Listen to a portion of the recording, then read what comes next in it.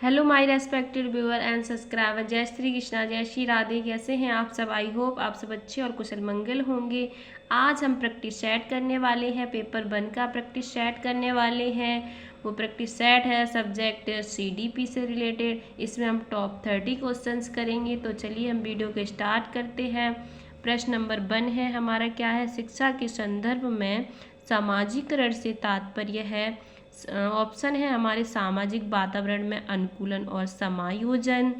2 है हमारा सामाजिक मानदंडों का सदैव अनुपालन करना। 3 है अपने सामाजिक मानदंड बनाना। 4 है समाज में बड़ों का सम्मान करना। तो ऑप्शन हमारा 1 सही हो जाएगा, सामाजिक वातावरण में अनुकूलन और समायोजन।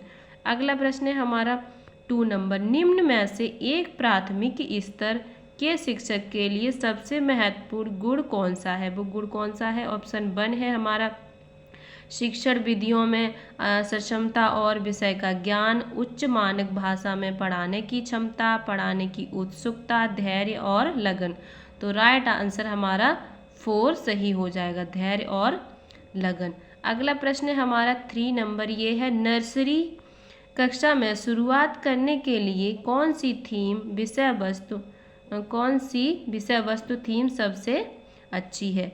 मेरा प्रिय मित्र, मेरा पड़ोस, मेरा परिवार, मेरा विद्यालय।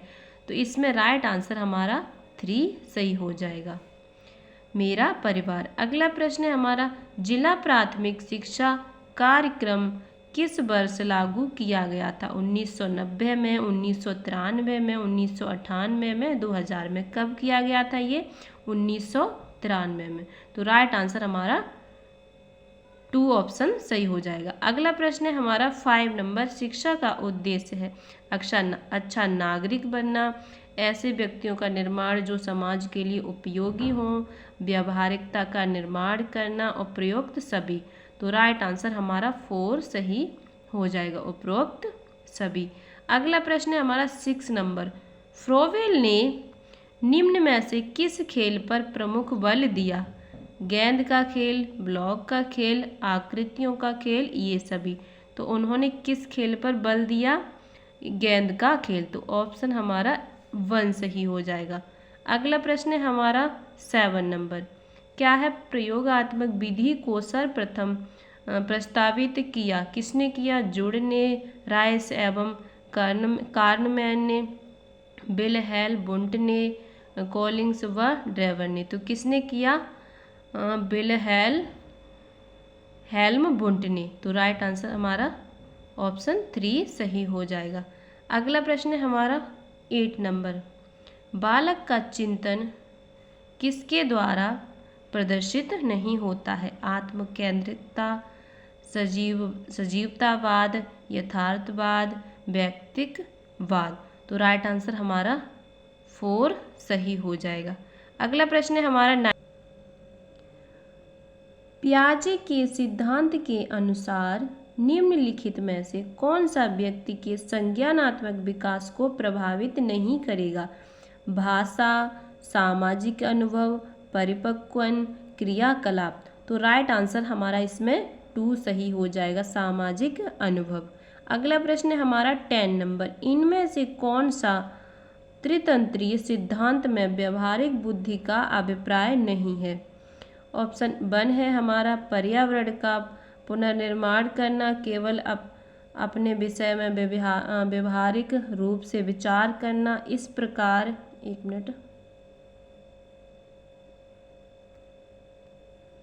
इस प्रकार के पर्यावरण का चयन करना जिसमें आप सफल हो सकते हैं।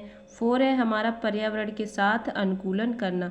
तो राइट आंसर हमारा 2 सही हो जाएगा, केवल अपने विषय में व्यवहारिक रूप से विचार करना। अगला प्रश्न है हमारा 11 नंबर, कोई भी नाराज हो सकता है। यह आसान है, परंतु एक ही व्यक्ति के ऊपर सही मात्रा में, सही समय पर, सही उद्देश्य के लिए तथा सही तरीके से नाराज होना आसान नहीं है। यह संबंधित है, किससे संबंधित है? ऑप्शंस हैं हमारे, ऑप्शन 1 है संवेगात्मक विकास से, सामाजिक विकास से, संज्ञानात्मक विकास से, शारीरिक विकास से। तो राइट आंसर हमारा 1 सही हो जाएगा संवेगात्मक विकास से। अगला प्रश्न है हमारा 12 नंबर, क्या है? विकृत लिखावट से संबंधित लिखने की योग्यता में कमी किसका एक लक्षण है? Dysgraphia, dyspraxia, dyscalculia, dyslexia. तो राइट आंसर हमारा इसमें 1 सही हो जाएगा, डिस्ग्राफिया। अगला प्रश्न है हमारा 13 नंबर, व्यक्तित्व के संगठन का स्वरूप है? सामाजिक, आर्थिक, मनोवैज्ञानिक, शारीरिक, सामाजिक, राजनीतिक, मनोवैज्ञानिक, आध्यात्मिक। तो राइट आंसर हमारा इसमें 2 हो जाएगा, मनोवैज्ञानिक, शारीरिक। अगला प्रश्न है हमारा 14 नंबर, क्या है? आत्म केंद्रित व्यक्ति होता है अंतर्मुखी, बहिर्मुखी, उभयमुखी, सामाजिक निर्भर। तो राइट आंसर हमारा 1 सही हो जाएगा, अंतर्मुखी होता है। अगला प्रश्न है हमारा 15 नंबर, क्या है? अपने ऊर्जाबल को बाहर की ओर अभिव्यक्त करने वाले व्यक्ति का प्रकार होता है ज्ञानात्मक व्यक्तित्व, कलात्मक व्यक्तित्व, बहिर्मुखी व्यक्तित्व, धार्मिक व्यक्तित्व। तो राइट आंसर हमारा इसमें 3 सही हो जाएगा, बहिर्मुखी व्यक्तित्व। अगला प्रश्न है हमारा 16, जब बच्चे एक अवधारणा को सीखते हैं और उसका प्रयोग करते हैं तो अभ्यास उनके द्वारा की जाने वाली त्रुटियों को कम करने में मदद करता है। यह विचार डैश के द्वारा दिया गया, किसके द्वारा दिया गया? E.L. थॉर्नडाइक, जीन पियाजे, J.B. Watson, Lev Vygotsky. तो किसके द्वारा दिया गया ये? E.L. थॉर्नडाइक। ऑप्शन हमारा 1 सही हो जाएगा। अगला प्रश्न है हमारा 17 नंबर, निम्न में से कौन सा संवेगात्मक बुद्धि से संबंधित है? याद करना, गतिक प्रक्रमण, विचार करना, सहानुभूति देना। तो इसमें राइट आंसर हमारा 4 सही हो जाएगा, सहानुभूति देना। अगला प्रश्न है हमारा 18 नंबर, क्या है? एक आंतरिक बल जो प्रोत्साहित करता है और व्यवहारिक परक प्रतिक्रिया के लिए बाध्य करता है एवं उस प्रतिक्रिया को विशिष्ट दिशा उपलब्ध कराता है, ये क्या है? अभिप्रेरणा, अध्यवसाय, संवेग, वचनबद्धता। तो राइट आंसर हमारा इसमें 1 सही हो जाएगा, ऑप्शन अभिप्रेरण। अगला प्रश्न है हमारा 19 नंबर, क्या है? निम्न में से कौन सी शब्दावली प्राय अभिप्रेरणा के साथ अंतः बदलाव के साथ इस्तेमाल की जाती है? पुरस्कार, प्रेरक, संवेग, आवश्यकता, उत्प्रेरणा। तो राइट आंसर हमारा इसमें 3 सही हो जाएगा, आवश्यकता। अगला प्रश्न है हमारा 20 नंबर, क्या है?